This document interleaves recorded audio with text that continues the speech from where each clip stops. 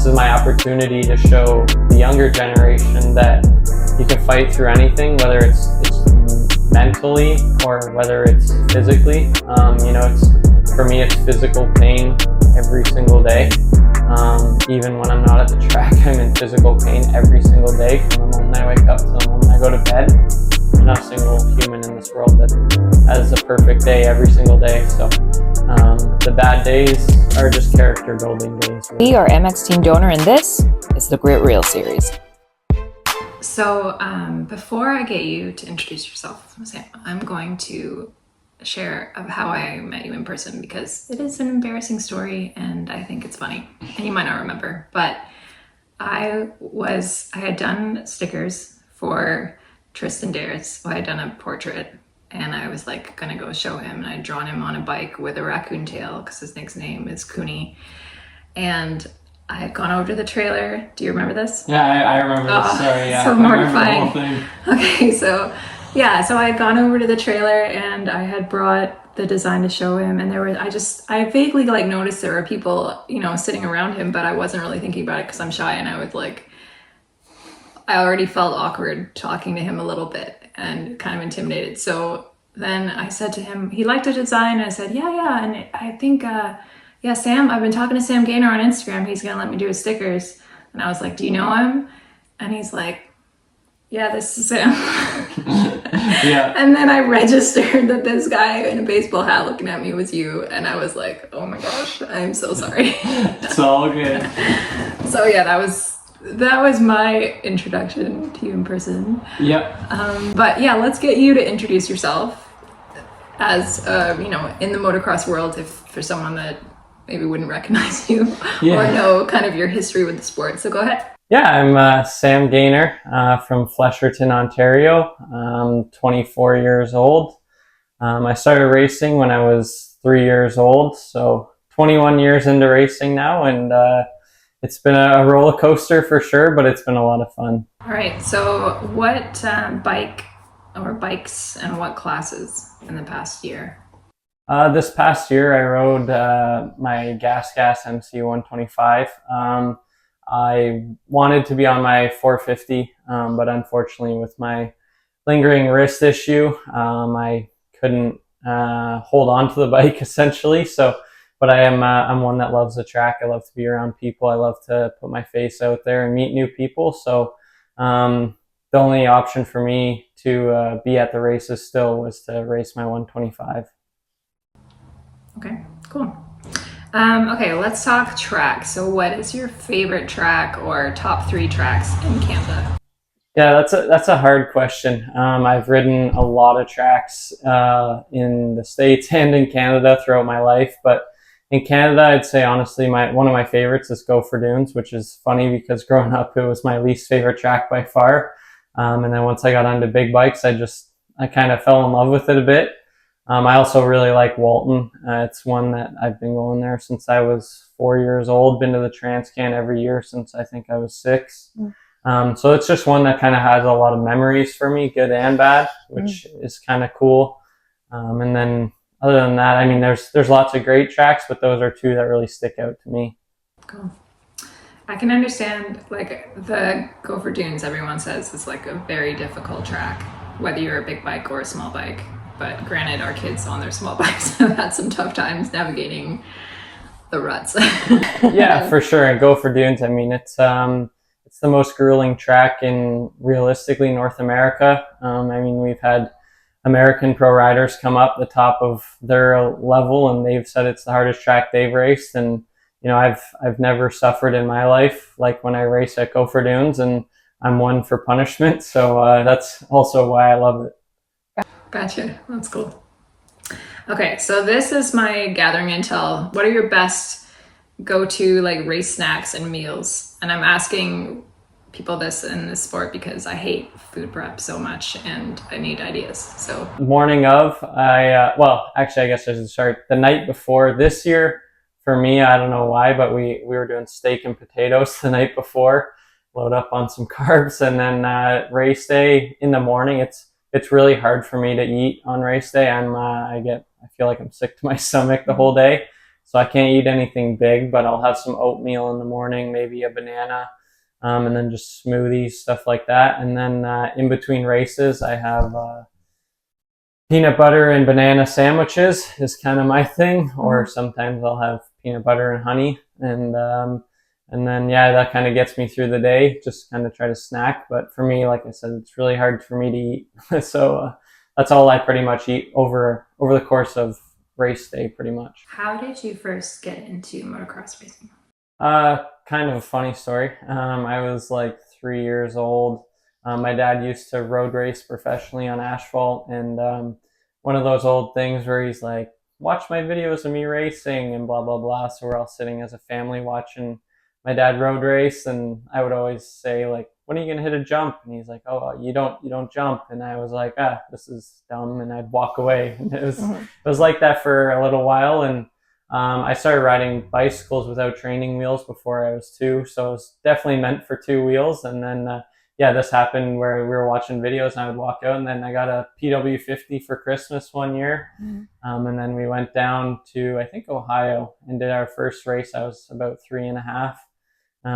And we really didn't know anything at all about motocross or the sport. So it was just an indoor event because it was winter time. We did the first moto, and then we packed up and we were leaving, and people were like, where are you going? And me and my dad were like, oh, it's over. And then they're like, no, you do 2 races. So I unloaded everything and then went back and did the second race. And then, yeah, pretty much ever since then, I was hooked. But that's how it all started.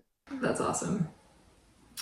But you really were newbies in that arena. That's funny. Yeah, for sure. And my dad, I mean, he grew up with road racing. So it was, although it's 2 wheels to 2 wheels, it was completely different, really. So yeah. That's cool. Was it always your dream to go pro? What kind of put you on that path? Were there any pros in particular that you kind of looked up to or admired in your journey? Yeah, I mean, when you're a kid, you you look at these essentially in your eyes superheroes. I remember looking up to guys like Dean Wilson, Malcolm Stewart, and being like, these guys are superheroes in my eyes when I was young. And and then 2018, I'm in Montreal Supercross on the start line with one of them on each side of me, and it's kind of like it's weird how things work. But when I was young, it was like, oh, I want to, we were like, let's do a race, right? And then we went and did a race. So it's like, okay, let's race our whole summer, try that. So then we do that, and then the goal just keeps getting bigger and bigger. Then it's like, I want to win a provincial championship, and then I did that, and then I want to win a Walton Transcan, and I did that. And then 2018, my big goal was I want to go to Loretta Lynn's. So I qualified for Loretta Lynn's and got 4th and 6th, which was, I was super happy with that. Yeah. And that was, a bucket list checked off. And then it was like, okay, well, now it's like, let's go pro. Like, that's the next step. And, so yeah, I turned pro, and then it's, you always want better. It's, I want top 10. And then once you get that top 10, I want top 5. And then you get that top 5, you just keep wanting more, and that's how you keep yourself driven. But I'd say, yeah, I mean, obviously always wanted to be a pro, but there was definitely days where it felt unachievable. Getting hurt every single year from 2012 till 2022. I got hurt every single year. So there was definitely dark days where it felt very far away, but it was super cool. And I mean, it was a lot of sacrifice to get there, but it was well worth it. Yeah. And then, yeah, for people I looked up to, I mean, there's always people. It's kind of hard to remember sometimes, like, but one that really sticks out to me was Bobby Canary, which a lot of people don't even know him, but he was from the States. He came up racing in Canada, and he was a guy that I looked up to. He was just an absolute bulldog. Nothing stopped that guy. He would crash really hard, and he'd scrape himself off the ground and push to the end, or, no matter what it was, he never quit. And that's one thing that I'm pretty proud of myself for, is I don't quit. No matter the circumstances. Like 2019, I crashed in BC on I think the 3rd or 4th lap, broke my back, got back on my bike and finished a 30-minute moto. And that's stuff that, it's maybe not smart, but that's like where, when me as a kid looking up at Bobby Canary, that's things that he would have done. So yeah, it was my main one I would say would be like Bobby Canary, and then like on a bigger scale, I'd say like Ken Roxon. I'm not like a massive Ken Roxon fan, but I absolutely admire his will for the sport. I mean, he obviously he loves it. When you almost lose both of your arms and in different accidents, but you almost lose both your arms, there's obviously something that pushes you to keep going. Yeah. And that's really something that, I've looked up to ever since that happened to him. It's been something I've always tried to remember, it can always be worse. And, I know people and I've watched accidents where people get paralyzed, and it's like, man, that's terrible. I've lost friends to the sport. I've had someone die in my arms on the track, and it's stuff that you don't want to think about, but it's a part of it, as bad as it sounds. And that's when you got to dig deep and remember, we do it because we love it. We started in the sport because it was fun. We obviously want to be pros, make money, and do all that, but you got to try to have the fun in it, and then you also got to remember, like, you're not going through it alone. Everyone's got different stuff, injury wise or mentally or whatever it may be. I appreciate you sharing that, because that's the whole point of this series. Is when I looked up grit in the dictionary, it said like sand particles and mud, and then the second definition was courage and strength of character. And I started thinking, like, okay, this is something that you have got to have in this race world, the motocross race world, because there are so many ups and downs, and it is such a roller coaster, and you've seen your fair share of things that are extremely difficult that you have been through. And I'm really sorry to hear that you had someone die in your arms and that you've been through these things, because I can't imagine that, like, that's a whole separate trauma on its own that you have to figure out how to work through when it's tied so intricately to something that you're passionate about and that you love. Yeah. But then you have to figure out how to get back up or get back on the bike after the crash, or get back onto the track after you've seen someone else crash. And like, that kind of courage isn't something that just appears. It's something you have to nurture, I think. Yeah, and it doesn't happen overnight. I remember when I was on 65s, 85s, like, if there was a crash the race before me and the ambulance went out or the medics went out in their buggy, like, it used to really mess me up. Like, my dad even would say, like, if there was a crash the race before me, we might as well just not race, because I just got so in my head and when I was young. And it took me a long time to realize that it's obviously nothing that we want to see, or we don't want it in the sport. We don't want injuries or anything, but it's realistically, it's going to happen. And you got to realize, all of us, we all bounce back in our own ways. I know people that have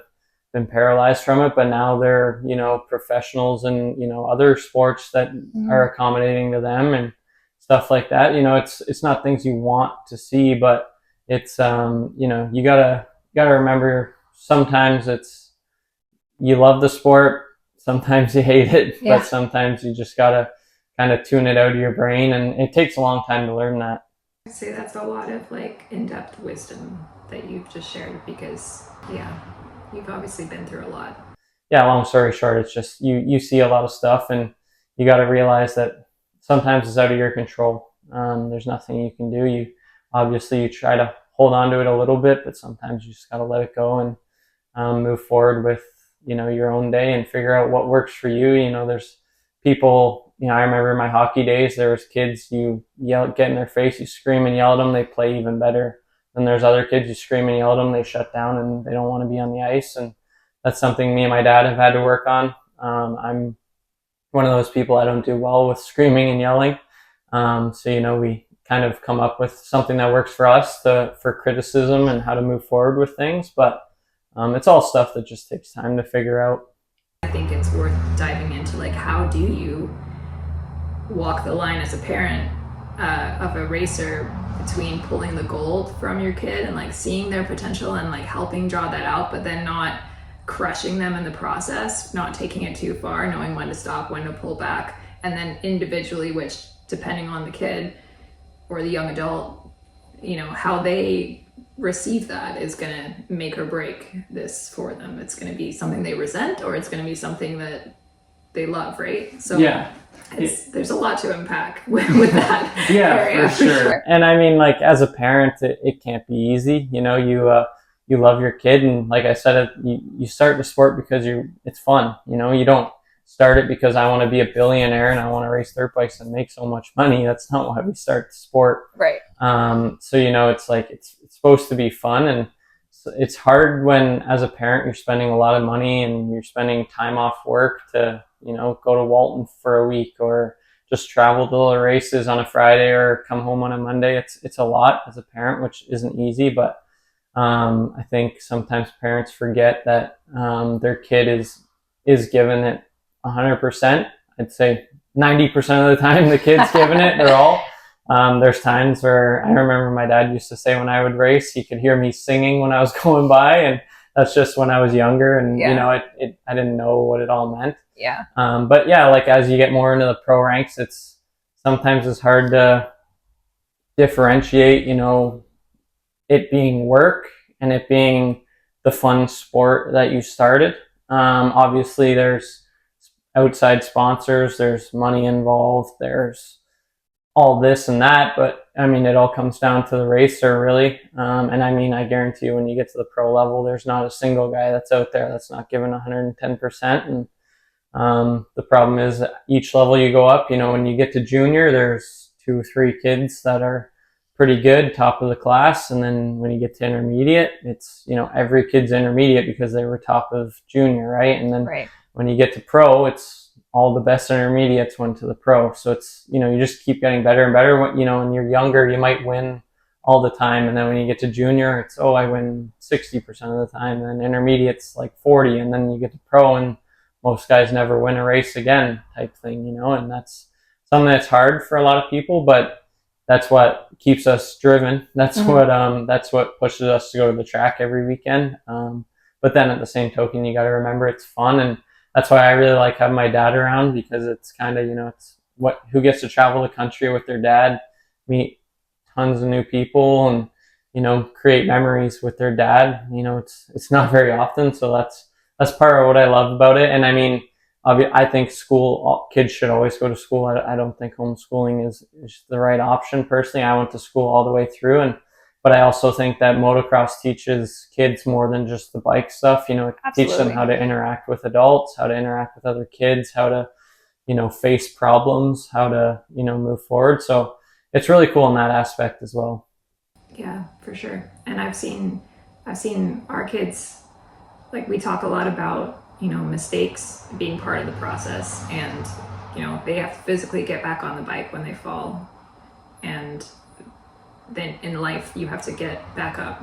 You know, when you take a hit and it's really hard, and yeah, you need to lay there, you need to give yourself time sometimes, depending on what's going on. But this sport, I feel like it definitely teaches a lot of life lessons, and I, as a parent, have learned from seeing my kids persevere through the odds stacked against them in lots of different ways, and seeing them, and even just them battling their own mental struggles. Like, every time I go to the track, I see perseverance play out in front of me. And then when I go through my own stuff outside of that, I often think back to it like, okay, I told my kid, just push through. You know, just like, don't be stressing about this rut. Just, you have the training, you have the expertise. Yeah, and I mean, perseverance is it's a hard thing. It's not something you can just teach in the snap of a fingers. It's based on experience. It's based on, you know, things that have happened, events. You know, like a big one that sticks out for me is 2019 for myself. It was exciting. I signed with Rockstar Yamaha. I get my first contract on a pro team. It's super awesome. Down in Florida training by myself. 2 days after I signed the contract, I crashed and break my back. Get life flighted to the hospital, and it's, you know, I'm there by myself. My parents are at home, and that's something where, you know, in your mind, it's, do I want this? Like, is this really something that I want in my life? Right. You know, it's a hard time when you're by yourself, you're in a helicopter, and it's, that stuff tests you. And then, 10 weeks later, I'm on the line for my very first pro national ever.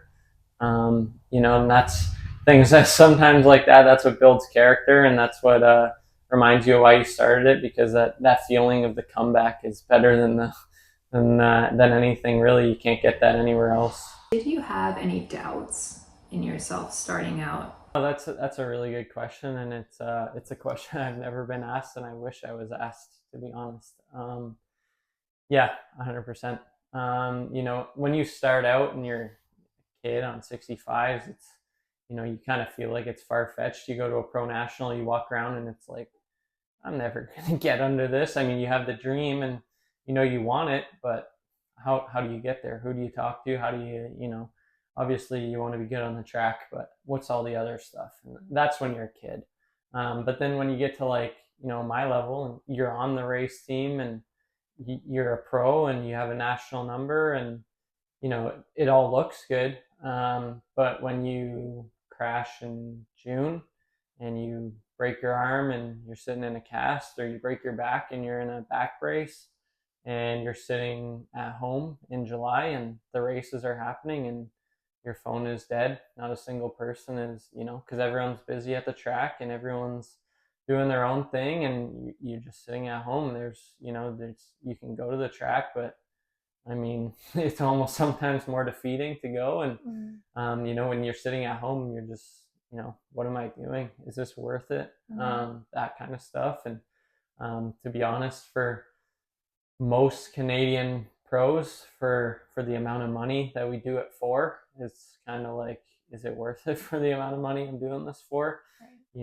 I mean, last year I was flying back and forth, go to work during the week, race on the weekends, because it's just, that's just how it is in this sport right now. I mean, it's a great sport, like I was saying, and people are trying, but it's not easy. But yeah, no, the biggest part of doubting is just when you're sitting at home, and no one's talking to you, or even wintertime, when even you're not hurt and it's just wintertime, and we have, I mean, we, in Canada, we race for the pros, we race for 2 months, and then we have 10 months of realistically nothing. Right. So during that time, sometimes it eats at you. And when you have these long lasting injuries, or stuff that bugs you, stuff that it might have happened, but you're going for surgery for it 2 years later, and as you're walking into the hospital, it's kind of like, damn, like, this sport that I love so much sometimes punishes me way more than I wish it did.